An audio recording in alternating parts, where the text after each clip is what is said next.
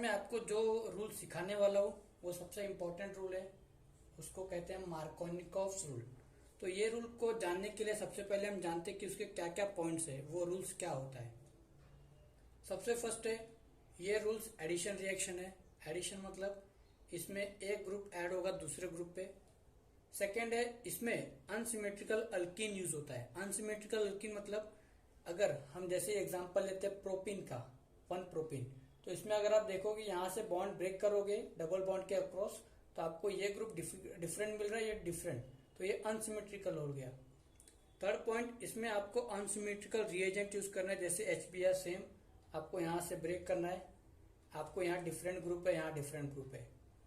इसमें secondary product as a major product मिलता है अराउंड 80%। 80% आपको इसमें मेजर प्रोडक्ट मिलेगा, वो सेकेंडरी प्रोडक्ट होगा। और ये रूल्स जो है इन एब्सेंस ऑफ पेरोक्साइड होता है। ओके, तो 5 पॉइंट क्या क्या देखे हमने।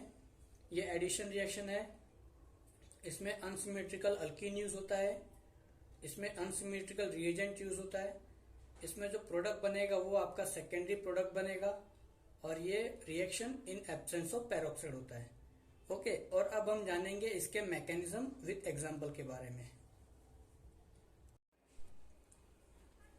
तो स्टूडेंट, जैसा कि मैंने आपको बताया था कि मार्कोनिकॉव्स रूल क्या होता है, एडिशन रिएक्शन होता है जिसमें हम लोग अनसिमेट्रिकल रिएजेंट यूज करते हैं, अनसिमेट्रिकल अल्कीन यूज करते हैं और प्रोडक्ट आपका सेकेंडरी बनेगा।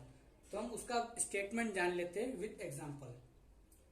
स्टेटमेंट देखो, when an unsymmetrical reagent, unsymmetrical reagent क्या हो गया, HBr, adds to an unsymmetrical alkene, unsymmetrical alkene हो गया आपका 1 propyne, then negative part of the reagent, negative part आपका यहाँ पे ब्रोमीन है, gets attach to carbon having less number of hydrogen in it.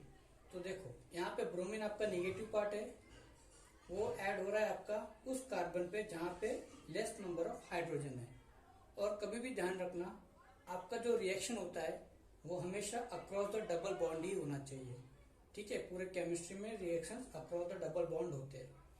तो अक्रॉस डबल बॉन्ड यहाँ पे कम हाइड्रोजन है तो आपका निगेटिव पार्ट अटैच हो गया, और ये जो हाइड्रोजन है वो मोर यहाँ पे चला जाएगा। तो आपको जो प्रोडक्ट मिलेगा 80% मेजर प्रोडक्ट होगा 2 ब्रोमोप्रोपेन, और 20% जो मिलेगा वो 1 ब्रोमोप्रोपेन। समझे? स्टेटमेंट ध्यान में रख लेना विद एग्जाम्पल। तो स्टूडेंट, इसमें अब हम देखेंगे मार्कोनिकॉव्स रूल के मैकेनिज्म के बारे में। तो सबसे very first step is dissociation of HBr into H+ and bromine ions. Okay, first step आपका आयनिक डिसोसिएशन हो गया। Second step, attack of this electrophile. अब यहाँ पे हाइड्रोजन प्लस आपका इलेक्ट्रोफाइल हो गया, वो आपका इन दोनों, जैसे कि मैंने आपको बताया कि across the double bond reaction होता है, तो आपको यहाँ पे 2 कार्बोकेटाइन मिलेंगे, एक मिलेगा प्राइमरी और दूसरा मिलेगा सेकेंडरी। प्राइमरी आपका लेस स्टेबल होता है क्योंकि उसमें रेजोनेटिंग स्ट्रक्चर कम बनते हैं, सेकेंडरी आपका ज्यादा स्टेबल होता है क्योंकि उसमें रेजोनेटिंग स्ट्रक्चर ज्यादा मिलते हैं। तो सेकेंडरी कार्बोकेटाइन आपका मोर स्टेबल हो गया। थर्ड स्टेप में क्या होगा, जो ब्रोमीन आयन यहाँ पे डिसोशिएट होकर निकला था वो आपका अटैक करेगा सेकेंडरी कार्बोकेटाइन पे, तो आपको यहाँ पर मिलेगा 2 ब्रोमोप्रोपेन, और वो आपका मेजर प्रोडक्ट होगा।